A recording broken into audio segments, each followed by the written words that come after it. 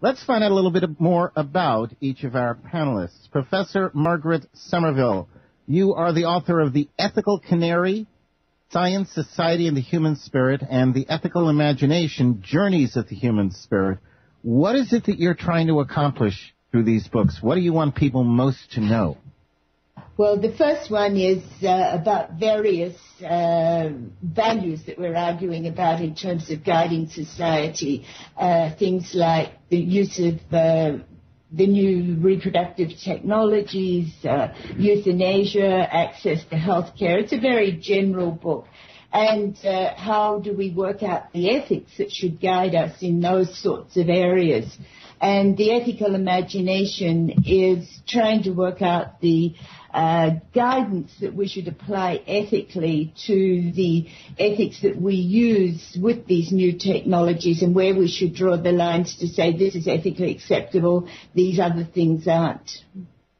Is your tendency as an author to offer solutions to that question or simply guideposts so that the reader can find his or her own answers?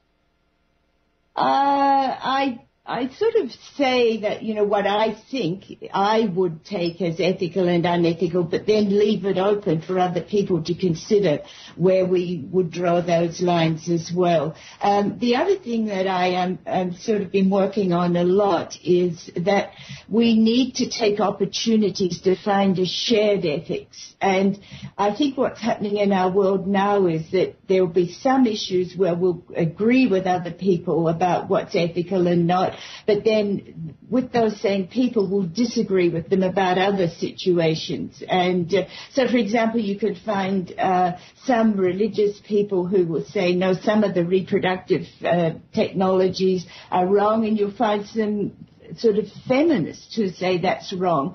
So, and they'll sort of coordinate with each other about an issue of when it's okay to use these new technologies. On the other hand, you might go to abortion, and the religious people will say, no, that's not acceptable, and those same feminists will say, yes, it is acceptable. So I think what we have to do is look for sort of the issues and then find out where we agree and when we disagree. And see if we can maybe filter out the politics. How do people get the books? They're available in both the U.S. and Canada and some other countries. They're available through Amazon.com. They're in paperback. Excellent. And do you have any blogs or articles or columns or anything else that people might want to follow you? Well, I do. I don't have blogs, but I write quite often. I write op-eds for the various newspapers that are especially used here in Canada, but they are also on websites that are spread around the whole world. So, yes, I do. I write short pieces on a lot of these issues. Excellent. And the website I'll give you for Professor Somerville, no W's in this one. It's people.mcgill, MCGILL, people.mcgill.ca/Margaret.Somerville. And Somerville is SOMERVILLE. People.mcgill.ca/Margaret.Somerville. Dr. James Hughes, you are the author of Citizen Cyborg, Why Democratic Societies Must Respond to the Redesigned Human of the Future. What's your objective with this book? Well, it was, at the time, it was to articulate what I called the democratic transhumanism, the notion that human enhancement could be considered to be a basic human right, and that it could be provided to people through an egalitarian set of institutions that ensured that some of the things that people worry about, the radical inequalities in access, could be ameliorated. And more recently, through the Institute for Ethics and Emerging Technologies, that work has carried on in what we call a techno-progressive fashion. That's the term we currently prefer. So the IET is a techno-progressive think tank, and we have about 18 fellows and affiliate scholars who are public intellectuals who work on these topics in books and conferences and podcasts and radio shows and whatnot. And we're moving forward. We're having a conference this coming fall this coming October at Yale on the use of neurotechnology to enhance moral sentiment and cognition, conference on the moral brain. And that's the focus of my current work in Citizen Cyborg Buddha. Yeah, I wanted to ask you about that. Cyborg. When is that due to be out? Hopefully next year, and it's been a long time gestating. My first book was more about politics and sociology, which is my natural background. The turning to neurotechnology and neuroscience, I have been drinking from a fire hose for the last 5 years, and it's been difficult to come to any kind of conclusion about anything because things are moving so quickly. But there's so much interesting research now about the way that neurochemistry and genetics influence our moral cognition and sentiments and our attitude towards happiness. Is Citizen Cyborg readily available? Yes, it is. Yeah, I think you can pick it up for a couple dollars on Amazon. Okay. What about Change Surfer Radio? When's your show? My show is broadcast on a variety of college and community radio stations at different times, but you can listen to all of the podcasts of the show from IET.org. They're all available there. Excellent. And that website is www.IEET.org. It stands for Institute for Ethics and Emerging Technology, IEET.org. Father Ted, you're the Director of Education for the National Catholic Bioethics Center in Philadelphia. When I see Catholic bioethics together, it almost looks like an oxymoron, where I just wouldn't expect to see the two words associated. Well, I think that's interesting. I don't know why that would be the case, given the fact that bioethics as a discipline has its roots in a religious discussion that really began earlier in the century that was concerned with the implications of modern biotechnology. Bioethics has roots that spring out of the religious traditions, and Catholicism certainly was one of the very influential religions party to that. Now, what has happened is more recently bioethics has made, I would call it even a conscious effort to secularize itself and to search for foundations and principles that will allow it to unmoor itself or separate itself from religious types of thinking and language.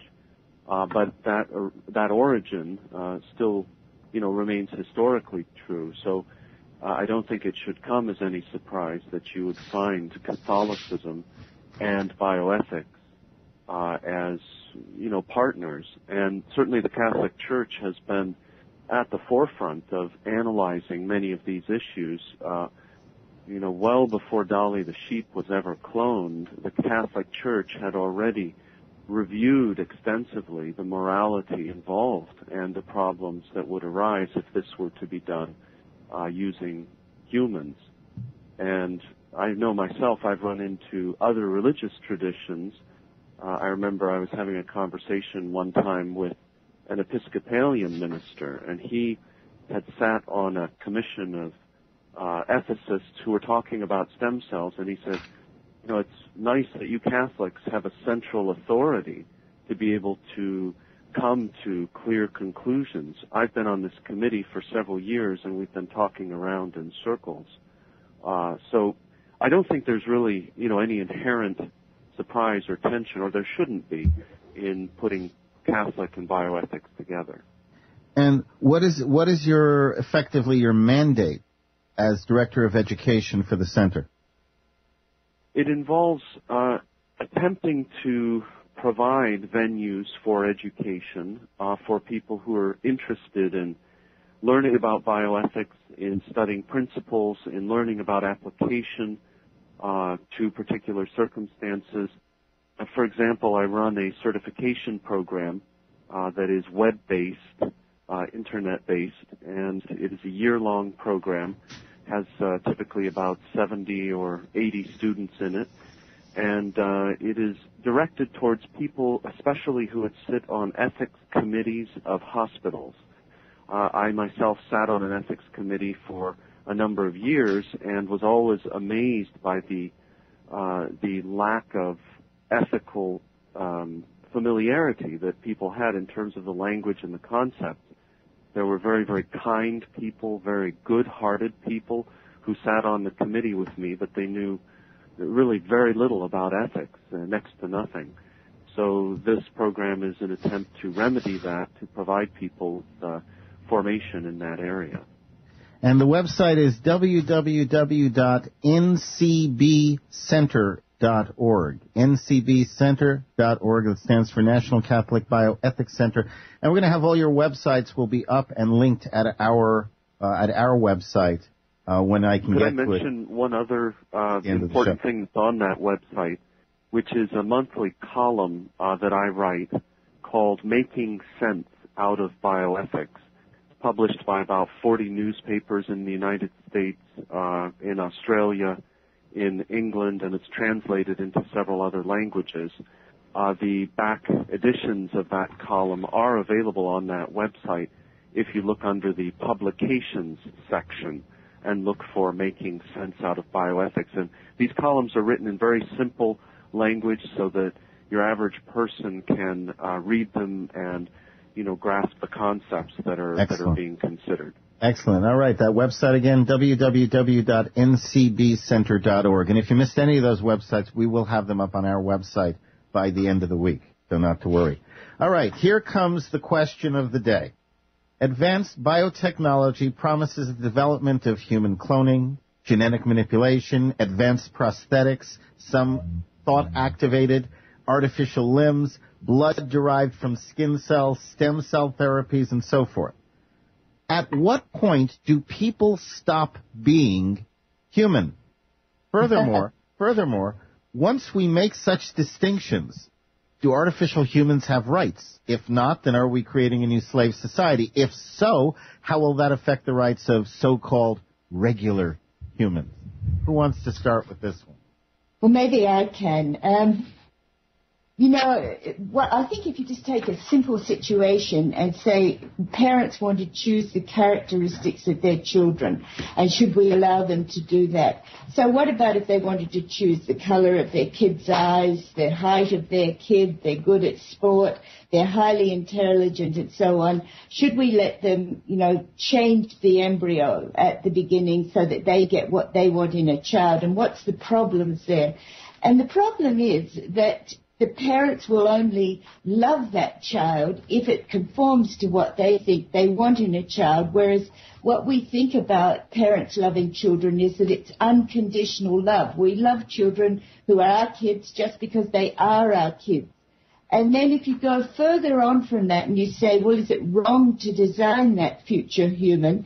I'd say it is, because what you've got then is you've got the person who's deprived of liberty, that they've already been designed so they didn't come into existence by chance, so that they can say, I can create myself. And secondly, they're not equal to the person who designed them. And then if you go on from that, you can say, well, liberty and equality are fundamental to democracy. So these people are not being created within that framework. I mean, I think there's all sorts of reasons why we shouldn't allow that. And I know, James, because we've debated before some time ago, and the transhumanists, I don't know whether you're still in that, James, but if you are, they say, well, they're going to extend human life, they're going to change our genes so that, for example, you might not reach puberty till you're 40 years of age, and then at 90 you might be a young adult, etc. I personally think we shouldn't be doing that.